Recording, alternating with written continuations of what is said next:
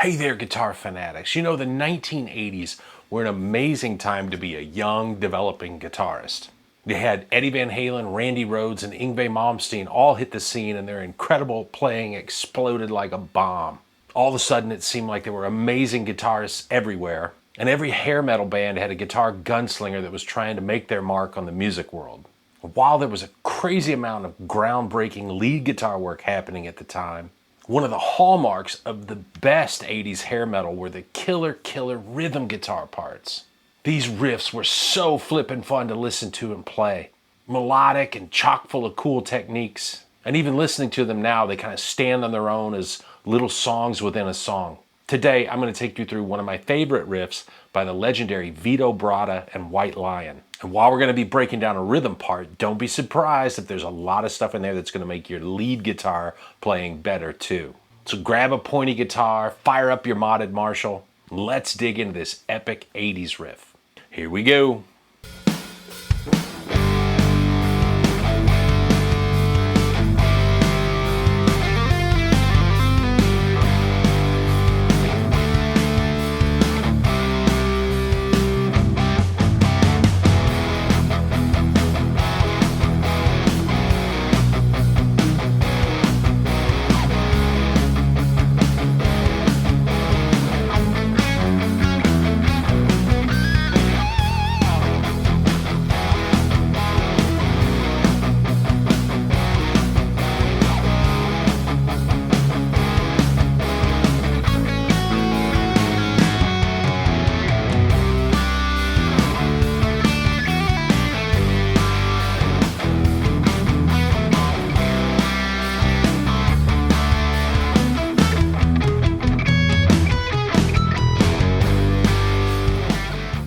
See, I told you this was going to be fun. Being a guitar player, I always really appreciated rhythm parts like this because let's face it, the bulk of the time what we play when we're playing with a band is rhythm parts. And sometimes that can get a little monotonous, but a rhythm part like this really keeps you on your toes and keeps your head in the game.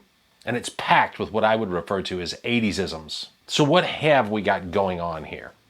Well, the song starts off with a big intro with drums and vocal harmonies going whoa, whoa, whoa. And although I only played a couple bars of it, there's a big guitar intro too. We're in the key of G, and we're basically playing a 1, 5, 4, or G, D, and C power chords. Now Vito sneaks in this little tapping lick that is really cool between the power chords. And one of the things that Vito was known for was tapping with his right hand. So he hits a G, D, and C power chords, and we hold that C for 2 measures, so why not throw in a tapping lick, right? We're going to start this lick on the G string by tapping at the 10th fret. Now that's an F note. We're going to pull off to the open G, hammer on the 3rd and 5th frets, and then tap the 10th fret again. That's pretty cool already, but then he slides that tapped note at the 10th fret to the 9th fret and pulls off to the 5th fret. So we've got the notes F, G, B flat, C, F, E, and C again. And if you break down what's right there, we've got the notes of a C7 chord with C, E, G, and B flat. And we've also got all the notes of the dominant pentatonic scale.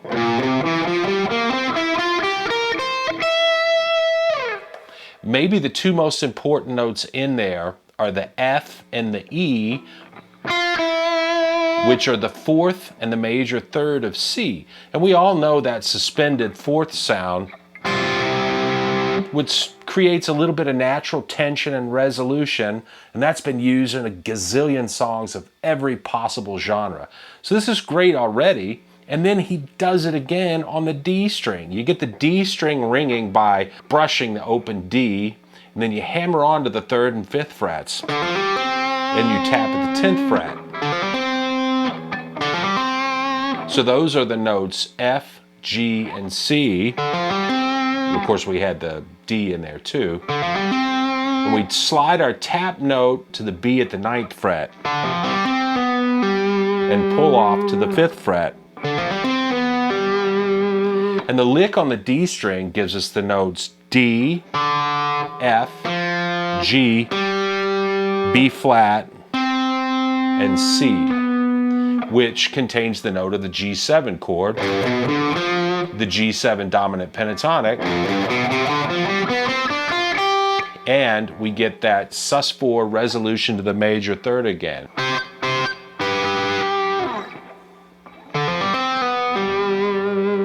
That's really cool stuff when you think about how much is going on in that quick little tapping lick. He's playing C sus4 to C and G sus4 to G. And he arpeggiates that with tapping and hammer-on and pull-offs.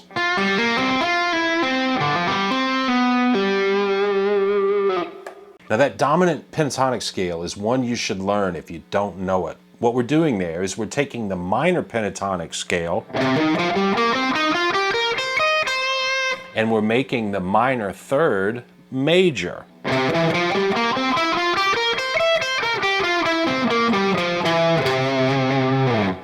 Many of the all-time greats use that scale. Jeff Beck and Eric Johnson come to mind immediately. Oh, and a little note about polishing up a tapping lick. Try adding a little vibrato with your fretting hand like this.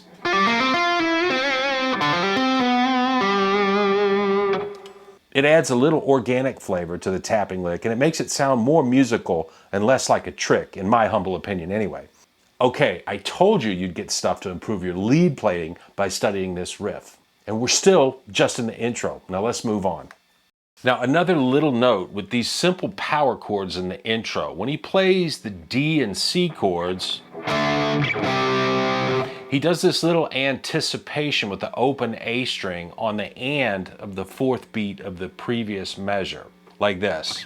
1, 2, 3, 4.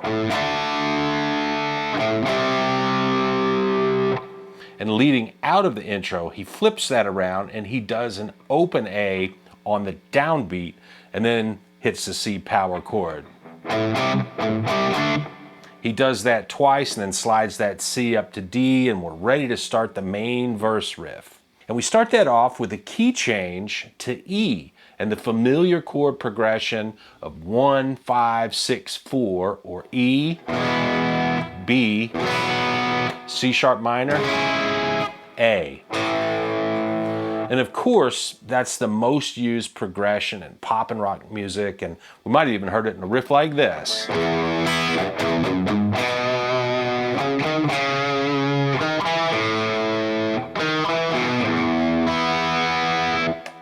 But we're going to play something much cooler than that. Vito does something with the chord voicings here that makes the riff sounds so melodic. He takes a really basic triad shape for E major, which is going to be E at the 7th fret of the A string, fret 6 of the D string, and fret 4 of the G string. So that's E, G sharp, and B, or the 1, the 3, and the 5. For the B chord, we just move that shape to the E, A, and D strings. There's our E, there's B. Now C sharp minor, we're going to slide that up 2 frets, but we're going to flatten the middle note, which is the 3rd. So we make that chord minor by changing the 3rd from major to minor. And he does a little trick that's another hallmark of the 80s guitar sound, and that's messing around with the intervals in a chord to get some harmonic movement. In the first 3 chords, he plays the root and the 2nd, and then hammers on to the 3rd.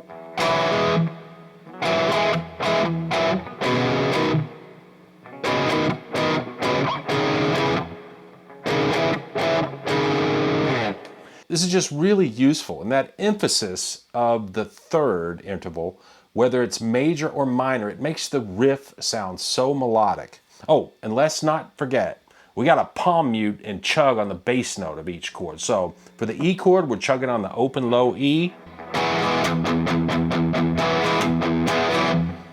On the B, we're obviously chugging on the B note.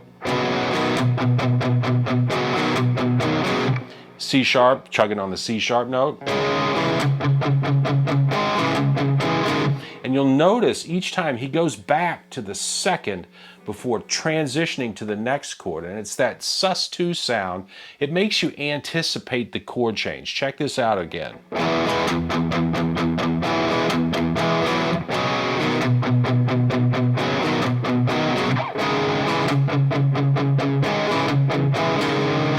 And after those three chords, the progression goes to A and then B. But Vito handles those two chords with what might be the coolest part of this entire riff. So check this out. Now, he could have just continued on with what he was doing in the previous chords, but instead, he does the most 80s thing ever. He messes with the intervals again, and he plays an arpeggiated, palm-muted sequence, starting with a really close interval of G sharp and A. So those notes kind of ring together and it sounds really cool. Then he plays the C sharp on the B string. He walks that down to F sharp and then E. And then he switches to the B chord. He arpeggiates that B chord by playing B and F sharp and then B again. And then he plays E and D sharp. So that's the suspended fourth and major third sound again. He then plays F sharp, and we go back to G sharp on the 6th fret. But on that G sharp, we play a pinch harmonic that sounds out G sharp up 2 octaves. Now we let that harmonic ring out for a couple of beats, and we add some sassy sounding vibrato before heading back into our riff. So pinch harmonics. What we're doing here is we're hitting the string with our pick and the edge of our thumb simultaneously. Depending where we are on the string, we're going to get various harmonics. Try this to find out where the harmonics are. Put the pick in your thumb and middle finger, use your index finger to touch the string just lightly, and move it around. You'll hear various harmonics. And you may have seen Eric Johnson play little melodies like this.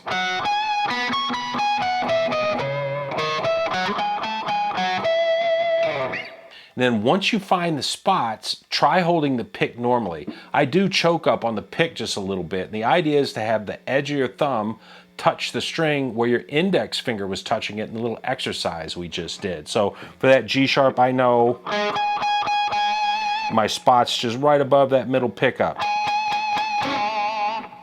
And when we get used to that, we can play those same little melodies with pinch harmonics that we did with our index finger exercises. Anyway, we move from the harmonic back to our chugging low E string. Now we play our chord progression again, just as before. And when we get to the A chord this time, we get a different and maybe even cooler arpeggiated sequence.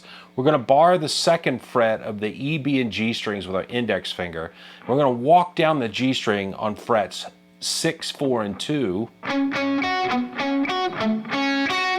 And so that note at the 6th fret, it's a unison note with the C sharp at the 2nd fret of the B string. Well, that sounds really slick, and of course, we're palm muting. We're going to drop to the 6th fret of the D string, and we're going to play G sharp with the A and C sharp on the G and B strings. And we're going to finish there with the 4th fret of the D string and the 2nd fret of the G string. So that whole sequence sounds like this. That is so 80s. And now we're going to modulate back to the key of G. So we're going to play an open A string and a B and C on the 2nd and 3rd frets, and we follow that up with a C power chord with a 9th on the top. And he really smacks that chord. Then we go to a D chord, and he plays something here that would almost be at home in a folk song or something on the acoustic. We got the common D chord shape at the 2nd position, and he plays D, A, D, A. And then he plays the F on the high E, hammers onto the G, pulls off to the F, and pulls off to open E. before playing the D and A notes again. Next, we're going to drop down. We're going to play the G at the 3rd fret of the low E string, and then we hit the open D and G strings. Play F sharp and D at the 2nd fret of the low E and the A, and that's a stand-in for a D chord. So basically the progression's going G, D, and E minor we're playing. So we hit that open low E string, and here's another super 80s sounding passage. We're going to palm mute, we're going to play the open D and G strings, so it's D, G, and D, and then we're going to descend down the G major scale in 3rd intervals. So on the D and G strings, play frets 5 and 4, 4 and 2, 2 in the open G, and then on the A and D strings, play 5 and 4, and then we're back to our C with the 3rd and 2nd frets.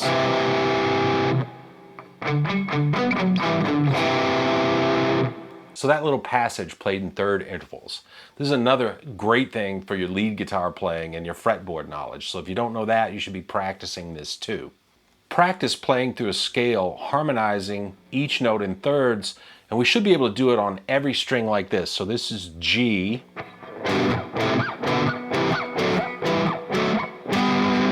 Do it on the A and B strings.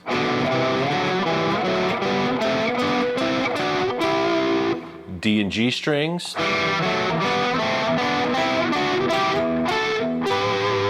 The G and B strings. And lastly, the B and E strings.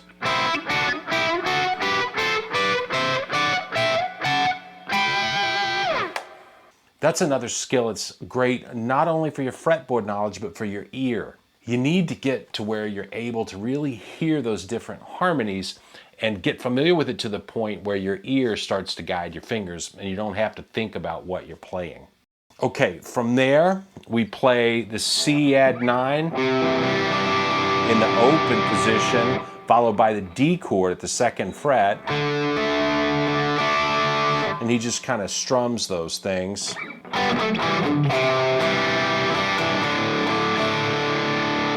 And we're going to finish up the riff with another classic 80s technique.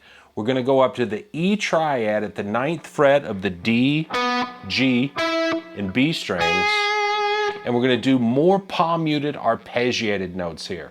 So we're going to play frets 10, 9, 9 on the B, G, and D string, followed by 9, 9, 9, which of course is another suspended 4th to major 3rd sound. And then we're going to play frets 9, 9, 9 on the high E, B, and G string, followed by frets 7, 9, 9. So, and then I add harmonics at the fret 5 of the E and B strings to finish that off. That little part sounds like this.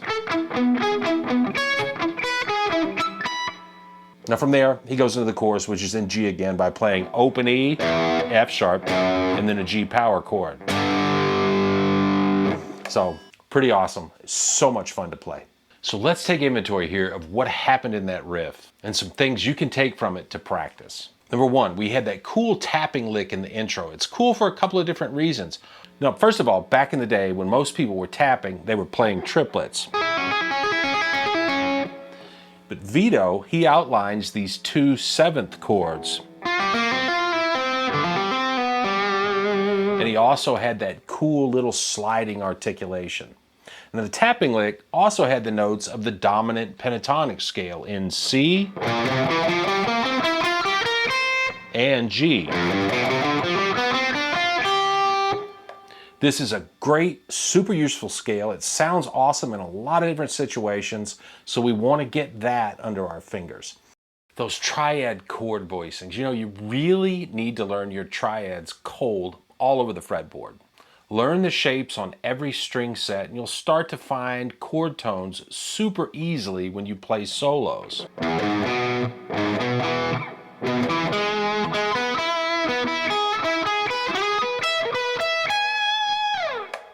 Also, mixing in those voicings with power chords, it sounds so much more melodic because the triad has the third interval in there. Power chords don't have that. Power chords are the 1 and the 5. And a triad just literally has more harmonic information because you've got that third interval in there. Pinch harmonics. Need I say more? You know, I just loved revisiting this riff. It brought back some great memories and it really reminded me how much fun guitar playing can be. I hope you enjoyed it too. If you did, give me a like, subscribe to the channel. We're putting out more great guitar stuff every week. There was a lot to unpack today. I know it'll make you a better guitar player. Until next time, work hard, play hard, have lots of fun, and never stop learning. See ya.